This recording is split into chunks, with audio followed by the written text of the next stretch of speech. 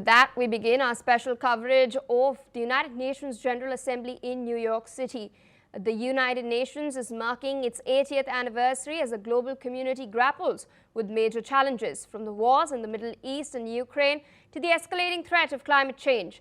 Meanwhile, we are getting comments from the US President Donald Trump, who has now drawn a red line against Israeli annexation of the West Bank.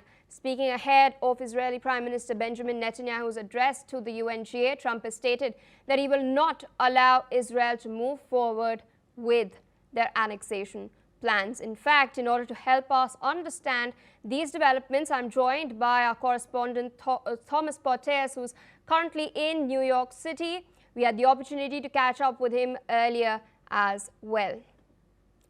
Thomas, at the outset, I would like to ask you, what does Donald Trump's statement that he would not allow Israel to annex the West Bank tell us about how he views the future of the Israeli-Palestinian conflict? Well, yes, a huge development coming from the Oval Office today.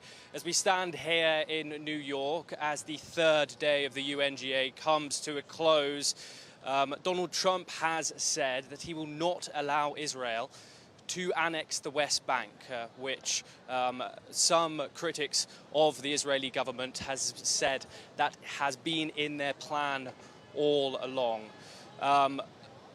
Today started with Palestinian President Mahmoud Abbas speaking through a remote call where he said that he is willing to work with the US president, who denied him his visa in order to bring an end to the war in Gaza. Now, he did say that that Israel is perpetrating war crimes against Palestine, and of course used the word genocide while doing this. But of course, he was speaking from Ramallah, where in Palestine, which has seen huge Israeli settlers come in to into the region, which the United Nations does see as breaking international law. But yes, this is a huge development coming out of the White House.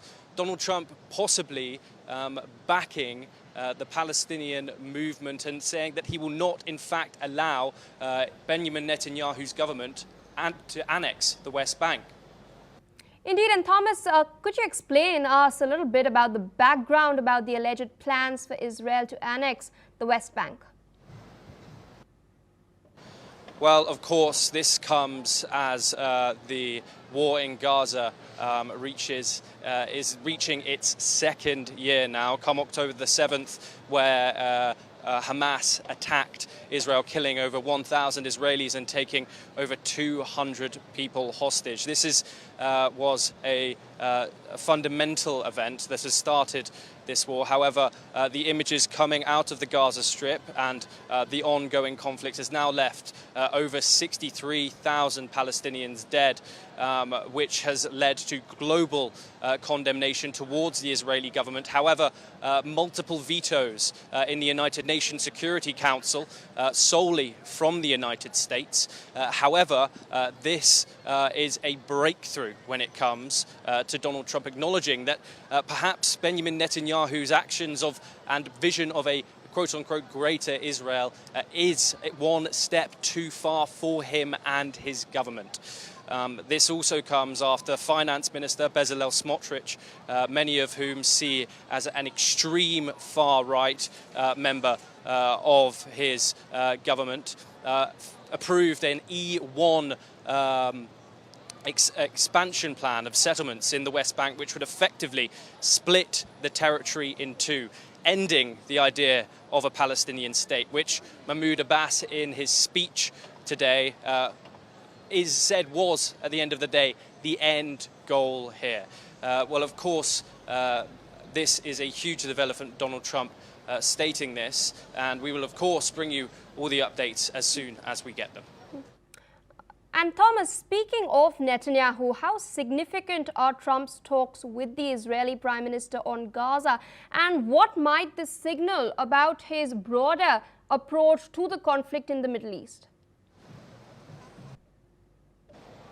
Okay, as well as this, of course, Donald Trump has announced that he has had good talks with Israeli Prime Minister Benjamin Netanyahu, and he says that talks on a Gaza ceasefire looks, quote-unquote, good overall. Now, Donald Trump is very cryptic in his statements, as we know, for the past over 6 months of his presidency now, and he in the past few days has met with Arab leaders in the backdrop of the UNGA and has met with the Qataris, the Turkish notably, today in the Oval Office with President Erdogan, and has said that he is working actively to achieving that ceasefire in the Gaza Strip. We will see if that does come to fruition. All right, Tom, and last question. What is expected from the Israeli Prime Minister's visit to New York tomorrow? Yes, now, of course, as you've said, Benjamin Netanyahu is set to speak here first thing tomorrow morning here in New York City, where there is expected to be mass protests throughout the city. This comes in spite of an ICC warrant against the Israeli leader, where there is global condemnation against him and his actions in the Gaza Strip. There has been lines of people in support of Mahmoud Abbas today as he spoke to that General Assembly hall throughout his remote address. But of course, we will be bringing you all of that here first on NewsX World.